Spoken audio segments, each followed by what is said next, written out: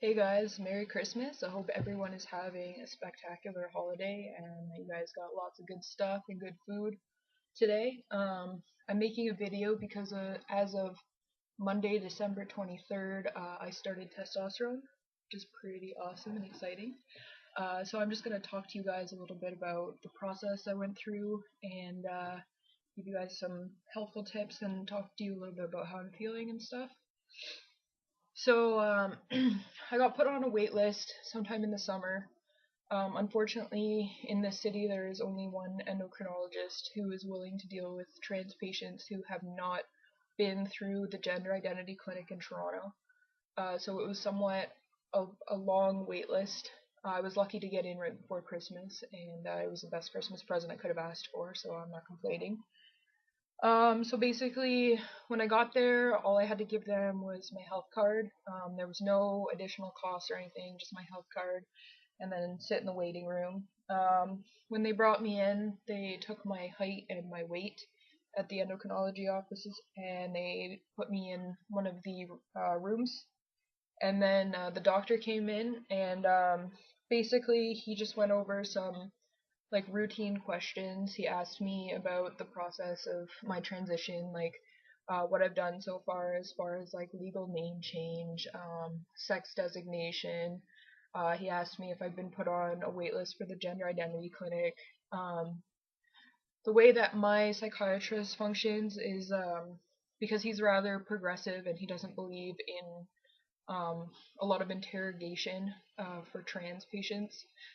He doesn't provide a lot of information to the endocrinologist, so he asked me some personal questions, somewhat uncomfortable, but the whole process is just can be uncomfortable, so that's to be expected. So he asked me, the one thing that kind of threw me off a bit was he asked me if I've had penetrative sex, which I was like, oh, why is this necessary? Why are you talking to me about this? But yeah, he had to ask about that. He asked about birth control. He asked about my tattoos, if they were done safely, like if I had any chance of hepatitis. He asked me about when my last full physicals were, any results of any blood tests, if I had any allergies to medications.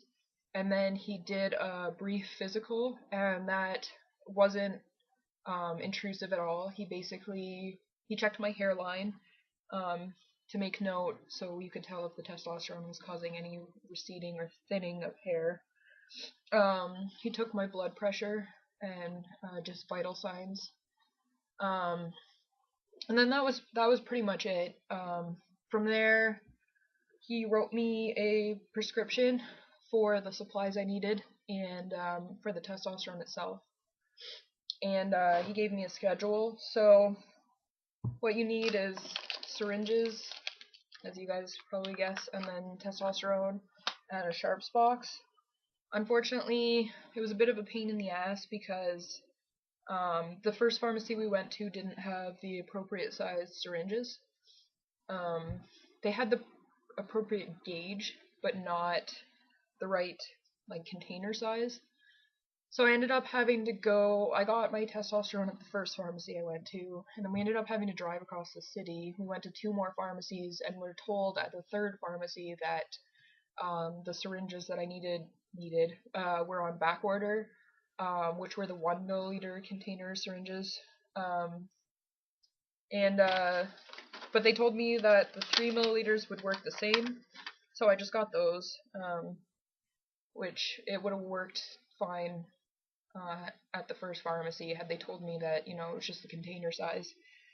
So that was a bit of a pain in the ass, but nonetheless, I managed to get back to the endocrinologist's office, and then I was taken back by the nurse, and she basically just showed me how to inject myself. And I don't know about you guys or for anyone who's already started the process, but I was really like nervous about injecting myself with like heebie-jeebies or whatever.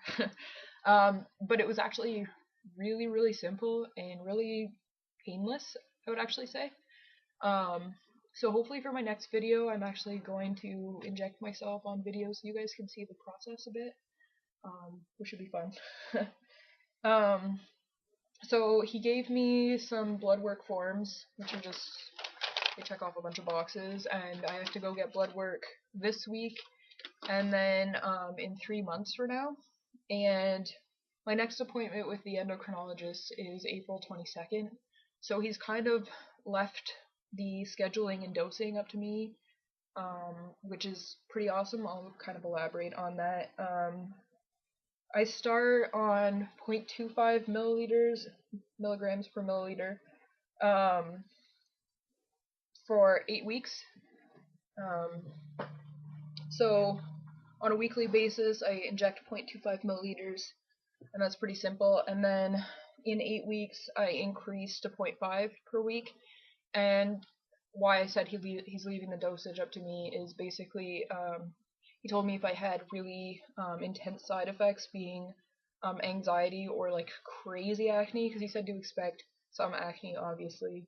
But if it was crazy, then I would have to lower back down to the original dose, being 0.25. And yeah, so for 8 weeks I'll just be on a steady dose, and then 0.5 after, and then shortly after that my next appointment, which I kind of like that I don't have to continuously see him all the time. That makes me feel a little bit more independent, and maybe you guys want some more support there, but for me, like, I like to feel like I'm in control of the situation. So it's pretty exciting. Symptoms. So the first day that I got the shot, mind you, I hadn't slept the night before because one of my asshole neighbors was throwing like a crazy party in the apartment. It was like shaking the house. I was really, really, really, really, really mad. Like I was gonna kill somebody. So I ended up having to go to this appointment at like 8:45 in the morning on no sleep. So my anxiety was out of control. So after I got the shot, I just kind of felt like a sack of rocks, to be honest. Like I was just tired. But the thing is I was like mentally pumped, like really pumped. Like I was really excited because like I started tea and like I had a lot of energy, but like my body was like dead. And then I had some local soreness around the injection site, like nothing extreme pain, just like annoying, I guess I would say. So that wasn't too bad. And then the next day, I woke up. Well, I had slept like a really long time, but I woke up relatively early. I was really, really energetic. I managed to work out, and I was feeling really awesome, mentally really in a good state. I did have a little bit of nausea in the evening, but you know, it was Christmas Eve, and I tried to drink an apple cider, like an alcoholic beverage. It was carbonated, and that just didn't sit well. Um, the biggest symptom so far, I think I would say, is some mild indigestion. But that passed. I took a Gravol, for you Americans, that would be Dramamine, and that got rid of the nausea. And since then, I've had zero symptoms. But like I said, it's like day 2, so that's exciting.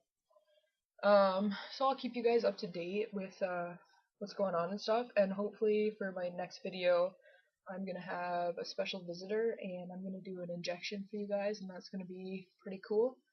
And I would also like to give a shout out to Interstate Kate, because she carted my ass around the city and sat with me and was there for the whole 3-hour process, and even sat with me while I was in my underwear waiting to get an injection. And yeah, she was just really awesome. So thank you, Kate.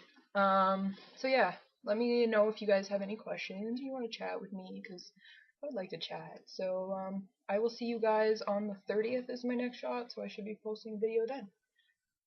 Have a good rest of your holidays, and I hope you guys have a happy new year if I do not see you. Bye.